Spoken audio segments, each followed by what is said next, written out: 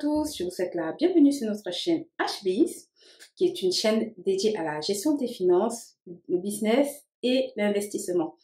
Aujourd'hui, je vais ouvrir une rubrique avec vous qui est la gestion des finances personnelles et ce sera notre thématique de la semaine. Tout au long de cette semaine, on va voir ensemble les 6 erreurs à ne pas commettre dans le cadre de la gestion de ses finances personnelles. Et la toute première erreur que je vais voir avec vous, c'est de ne jamais faire de budget dans votre tête.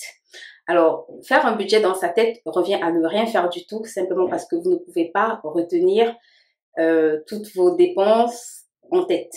En général, les revenus, c'est beaucoup plus simple parce que c'est 1 ou 2 lignes, mais les dépenses, les dépenses sont beaucoup plus conséquentes. Donc, je vous recommande vraiment de ne pas commettre cette erreur ou de ne jamais commettre cette erreur.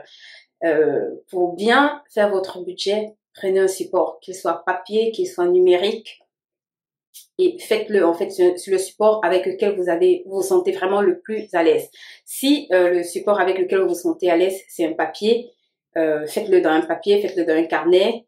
Et si c'est vraiment tout ce qui est numérique, faites-le sur un fichier Excel, faites-le sur une application. Utilisez le moyen qui vraiment vous correspond le mieux, mais ne faites jamais de budget dans votre tête. C'est l'équivalent de ne rien faire du tout, simplement parce que votre cerveau ne pourra pas retenir toutes vos dépenses journalières ou mensuelles, et que à la fin du mois, vous allez forcément oublier une partie, ou alors vous ne saurez pas est-ce que vos objectifs sont atteints, est-ce que l'objectif que vous êtes fixé au départ est atteint. Donc, vous l'aurez compris, ne commettez pas cette erreur. Prenez le temps de vraiment le faire sur un support papier.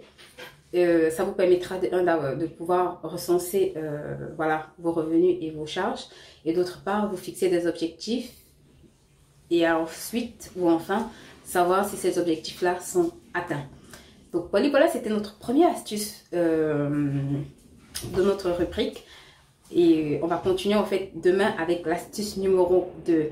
Je vous invite vraiment à vous abonner sur cette chaîne si vous n'êtes pas encore abonné sur notre chaîne, pour ne rien rater en fait de tout ce qu'on va poster sur cette chaîne comme actualité, business, finance, ainsi de suite.